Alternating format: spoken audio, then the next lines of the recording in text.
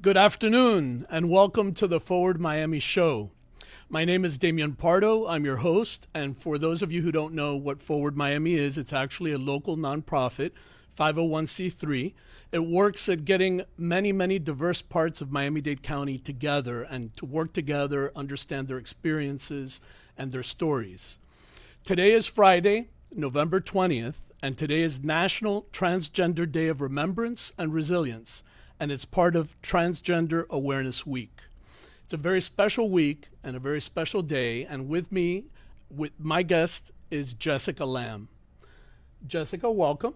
Hi, thanks for having me. Sure. Jessica has an event party productions company, and she's the vice president, International Transgender Certification Association. So, Jessica, the world of the T in the LGBT and the world of transgender people is still largely unknown. That's to true. most, to the wide majority of people. Well, it's getting much better over the last 5 years. We've seen a lot more representation in the media. So we've got a lot of trans actors who are in their own TV shows. One of my favorites, Supergirl. I love superheroes. There's a transgender character on that show. There's plenty of representation now out there. And there was Transparent, right? Wasn't Transparent was on Netflix as well. So there was, of course, trans representation there. Pose on Netflix.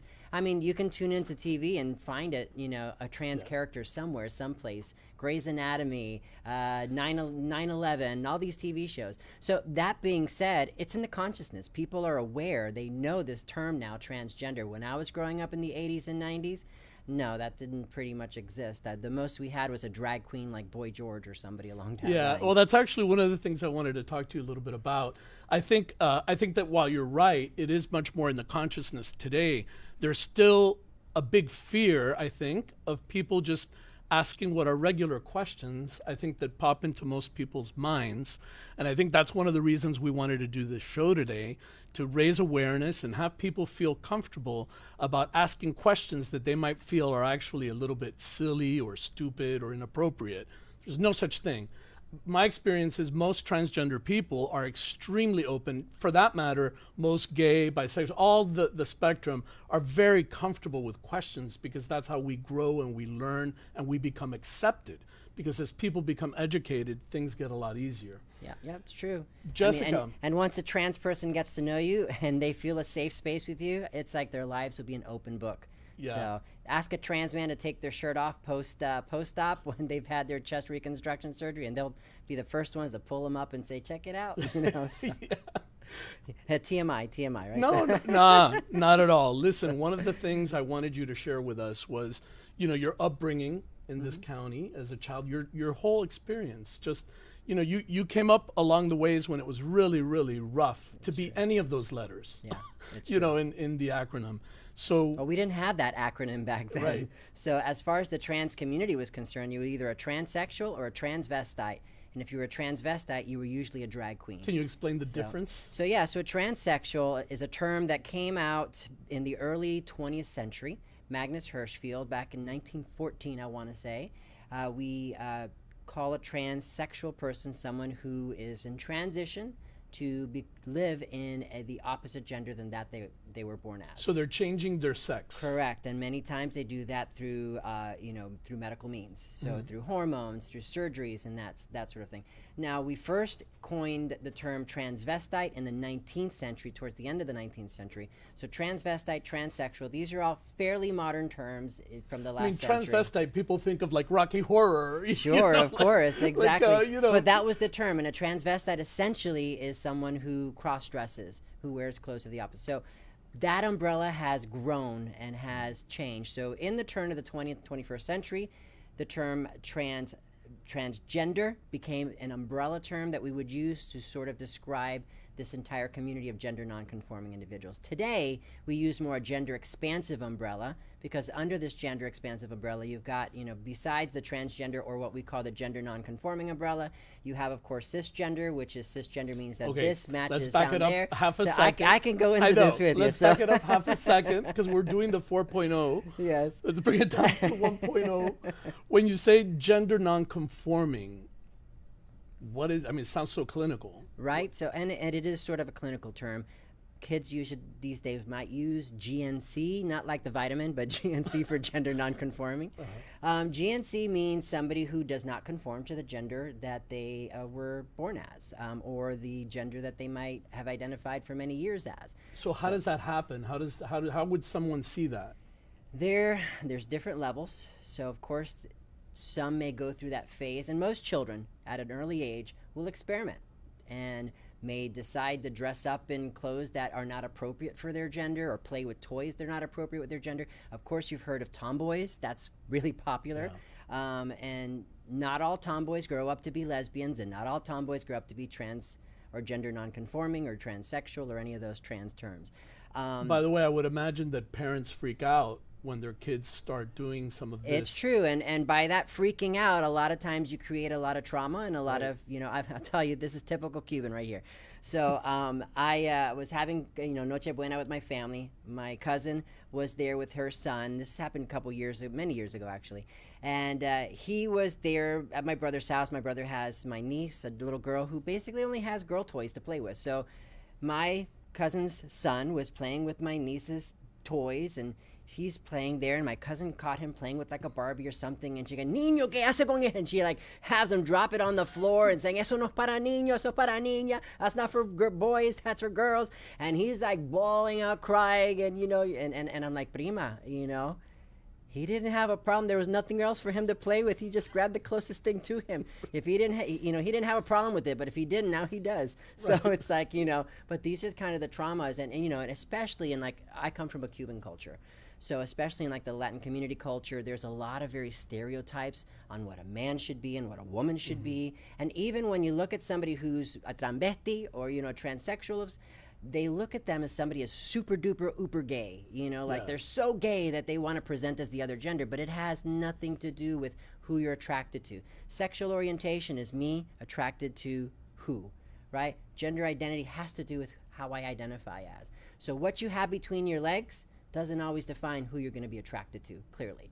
And if, let's say, tomorrow you woke up with the vagina between your legs, Damian, would that change who you're attracted to? No. You'd be like, how the hell did this get here? So I'd like to get rid of this. And that would be a transgender experience right there. Yeah. But it doesn't. You might want to try it because it might be fun to use, right? So but, you never know. But it doesn't change. So that's the easiest way for me to tell you. So if you can separate, who I'm attracted to and my gender identity, helps you understand a little bit more that how complex gender can really be. I also think, correct me if I'm wrong, but in my understanding, I also think from the parents' point of view, it's something that really sticks out. It's not the question of playing with a Barbie. It's the question of that your child simply outright rejects wearing clothes of females, or it's a total rejection of the today gender. With more representation that there is in the media and kids seeing this and finding a safer space at home to come out, finding even safe spaces in their own schools. There are GSAs in a lot of schools. What are GSAs? GSAs are gay straight alliances, and these are groups of individuals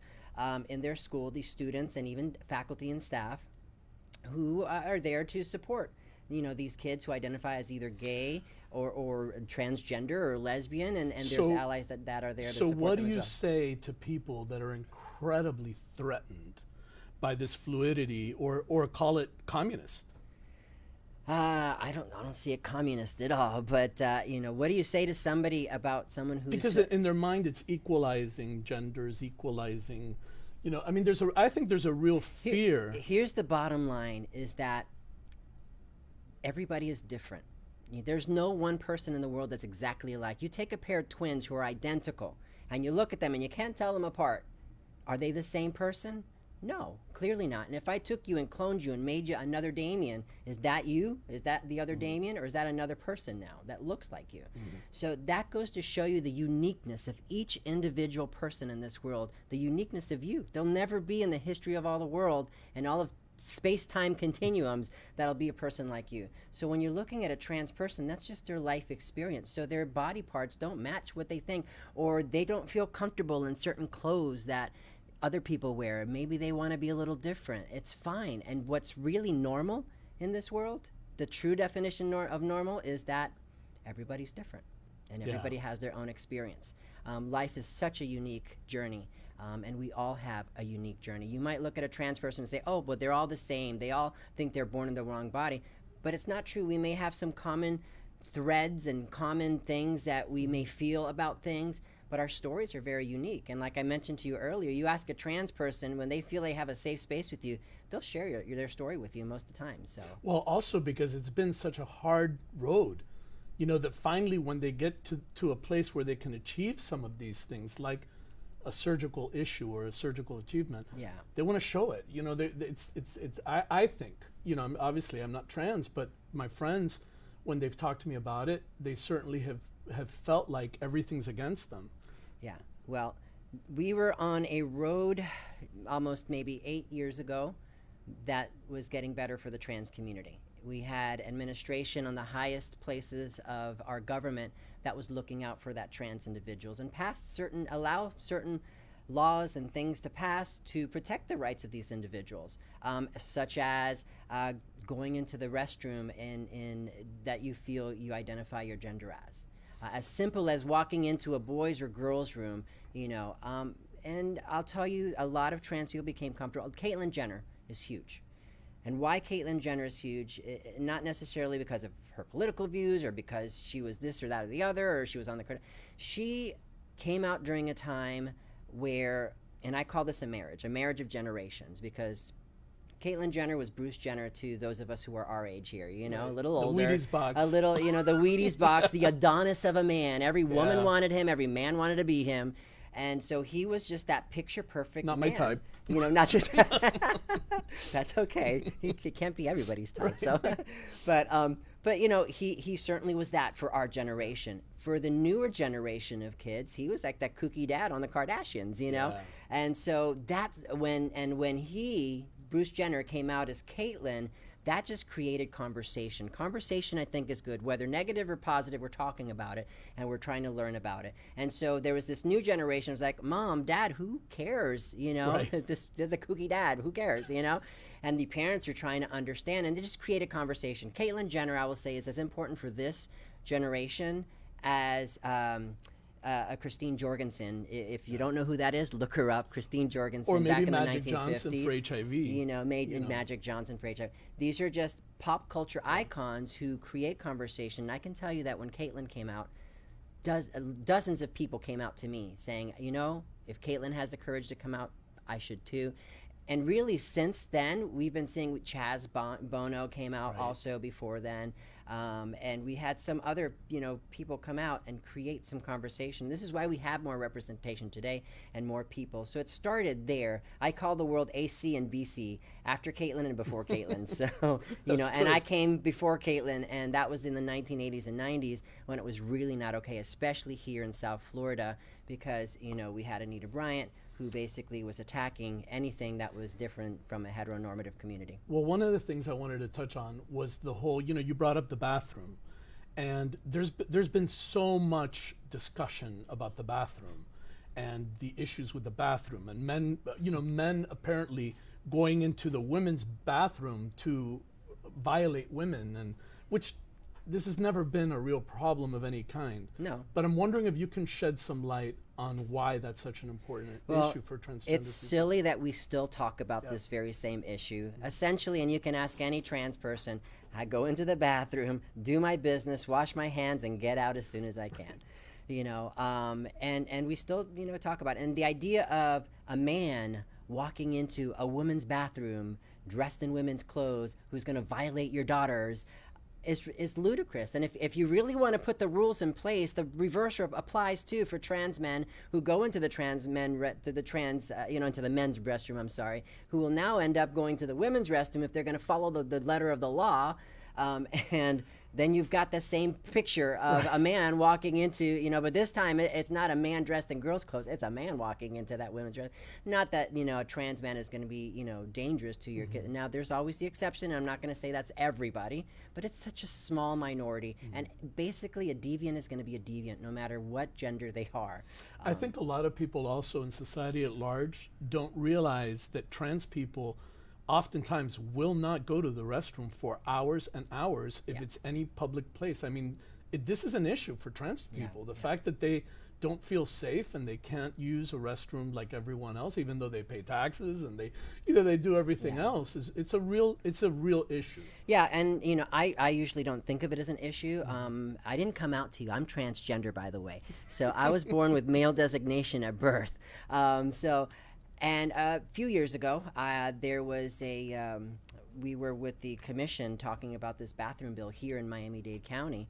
I've never had an issue walking into the women's restroom. But on this particular day, as I'm speaking, in front of council members, and of course, there was the opposing side there talking about, the whole right-wing conservative points of views on, gender and such. And there was my former pastor on the other side. Oh, wow. Incidentally, I was ordained a minister back in the 1990s, and I did used to preach the Word of God, and this was the man I used to look to as like a father figure for me, and it was kind of scary for me. He hadn't seen me in decades.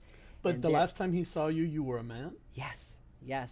And I don't know that he realized that I was the same Jesus Lamb or JC Lamb that he knew. And here was Jessica talking. Maybe Jessica was somebody related to Jesus or JC. Right.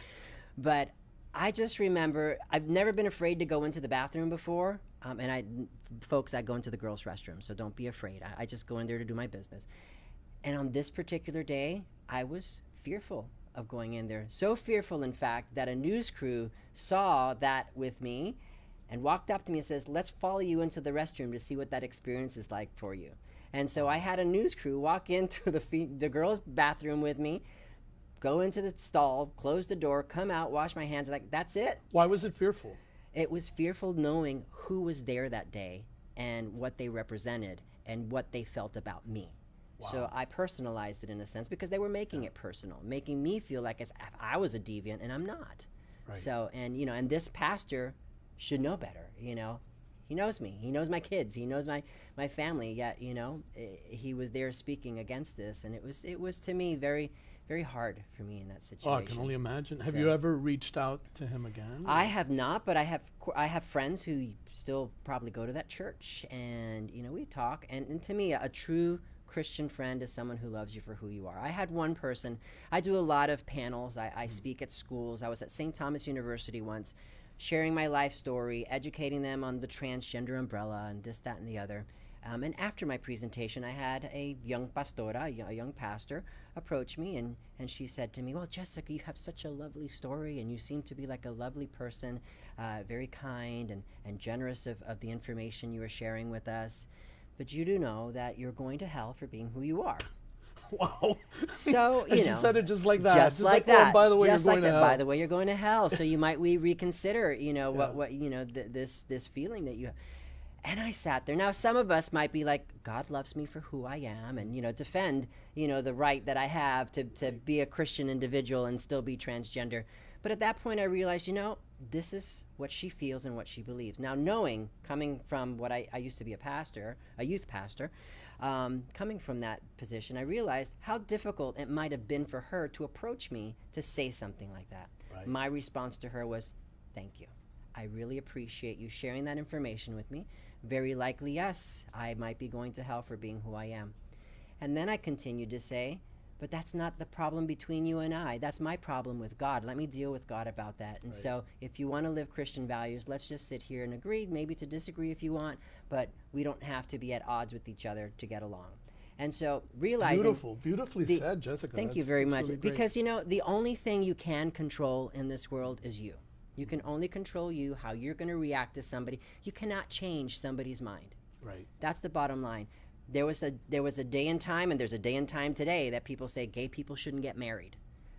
And they have every right to say that because that's what they believe. Right. But until that experience happens to them, maybe to somebody in their family or to whoever, they don't understand the experience, and maybe they don't want to understand the experience. But the point is for us to get along with each other and to respect one another. Because even if I don't agree in what you believe in, that's fine. And this is America. So this is where we're allowed, that freedom to believe in what we choose to believe in. Now, the only thing I draw the line in is when you do harm to yourself or to others.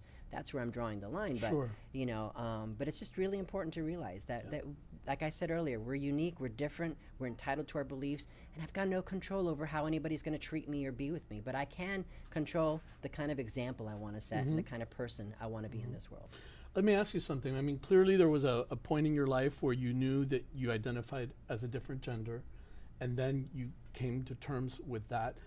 Take us through what a transgender person, what are the next steps? Like, how do they get to a surgical aspect? How do they get to now? Not all Now, the misconception is that all transgender people want to have surgery. Right. That's not really true. That's a important lot of them do. for people to understand. Yeah, it's really important. So, and this is why there's different gender non-conforming umbrellas. Gender non-conforming encompasses a lot of different. So can you explain that a little bit more? Because I think people are still trying to absorb. To swallow that? Yeah, so to speak. But yeah, kind of like. It's just to say that each person's experience is different than one another. Your experience with gender is probably different than somebody else's experience with gender. So my experience with gender is different than some other trans individuals and their experience. But I may decide that I physiologically want to maintain all my parts. Mm-hmm. Correct. And yet I'd not identify with the physical parts that I carry. Correct. So easiest way for me to... How does that, I mean... There's 4 different components, and this is exactly what we teach at the Transgender Certification Association. We talk about 4 different components, right? The first component being your gender marker at birth. This is what the doctor stamped on your birth certificate and said, this is who you are, your gender as far as... And then how do they base that assumption? Basically by what's hanging between your legs, or what's not there between your legs. Okay. So if it's got a penis, it's a boy, and if it's got a vagina, it's a girl, period. But what we don't know is until that child tells you what they express. So besides that gender marker at birth, there is also gender expression. This is how I express my gender to the world.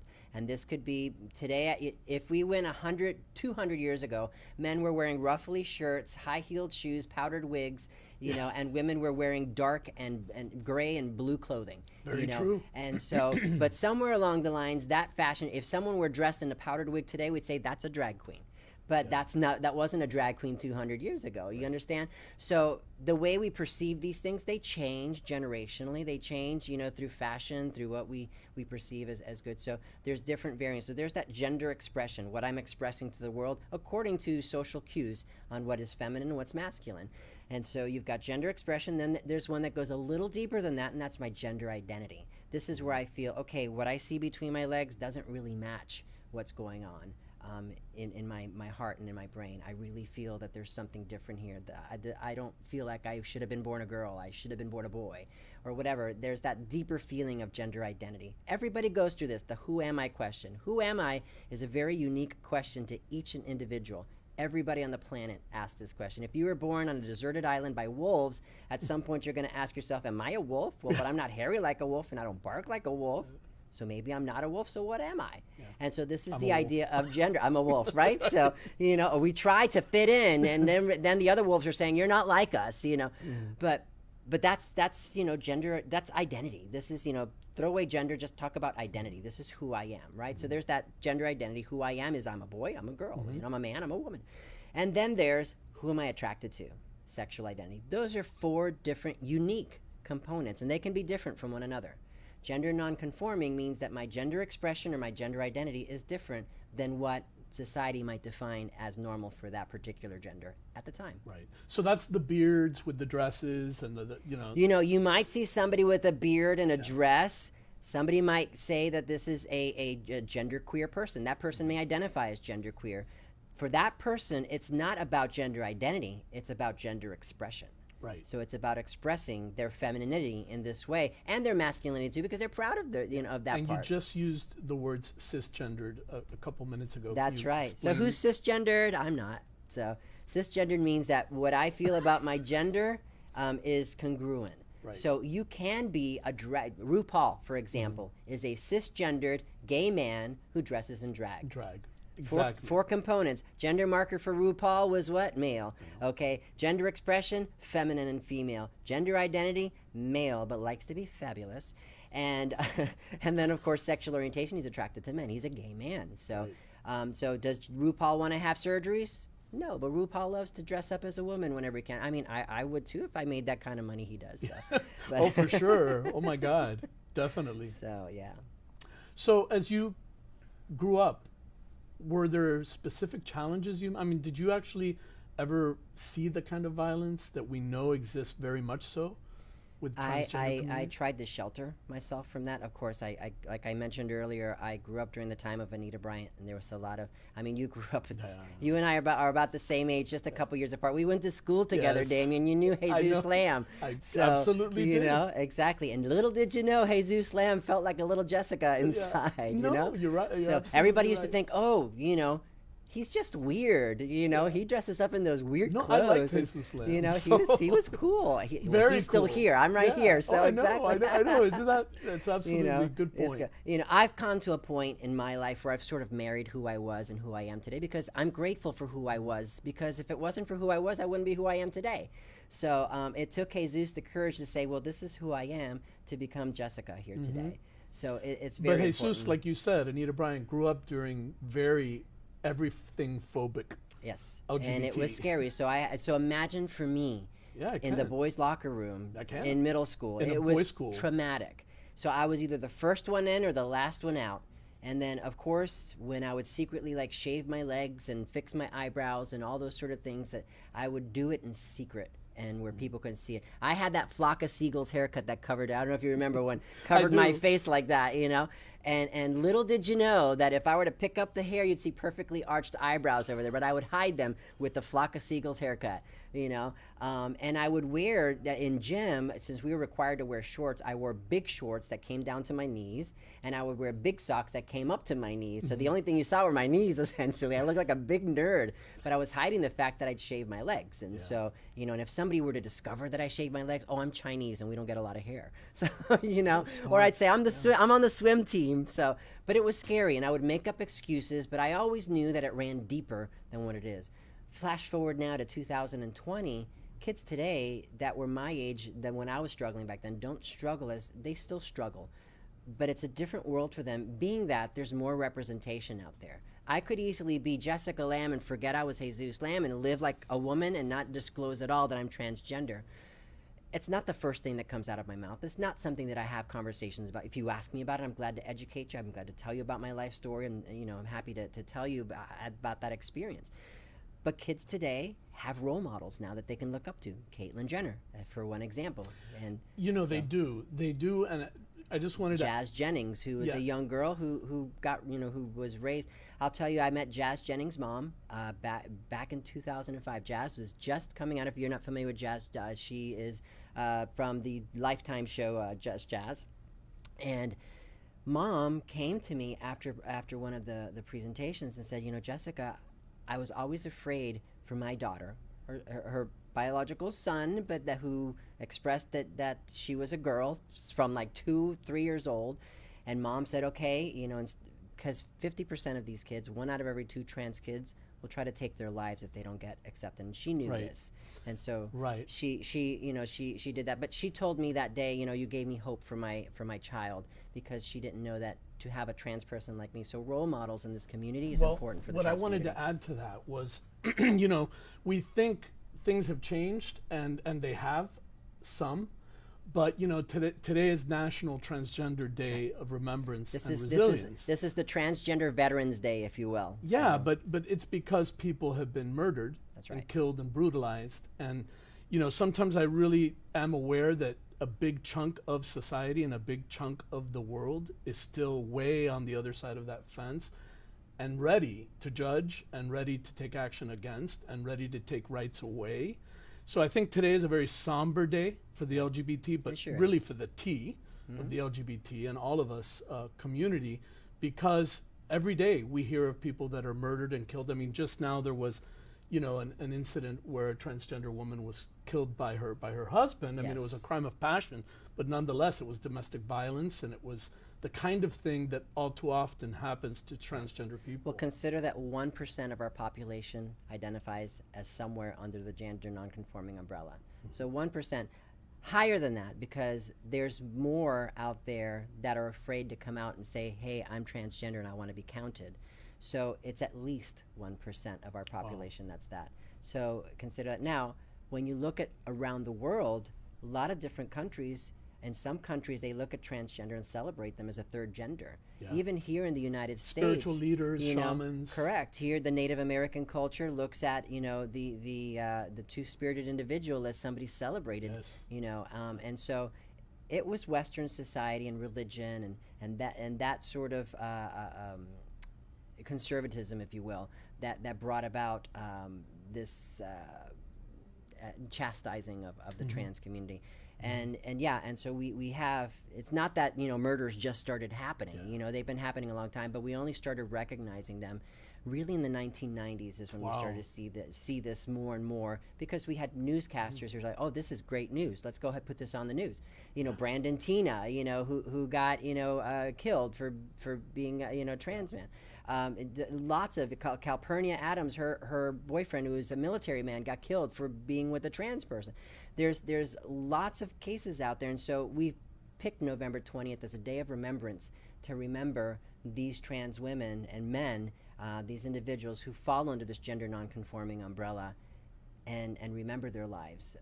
And like I said earlier, it's like our Veterans Day. It's our day that we choose to remember that, so that the world doesn't forget who they are, because it's so easy to just let them just fall as miscreant really of societies and not pay attention to it. So, and we really bring is. some attention to it on this particular day. Well, thank you, Jessica. Thank My you for pleasure. joining me. Yes, I could thanks have gone for this another great hour conver- with I know, you. we So. could do like 10 shows. Yeah. Thank you for joining me very much, and I hope people realize that this is National Transgender Day of Remembrance and Resilience, and it's Trans Awareness Week, and thank you for joining us on the Forward Miami show.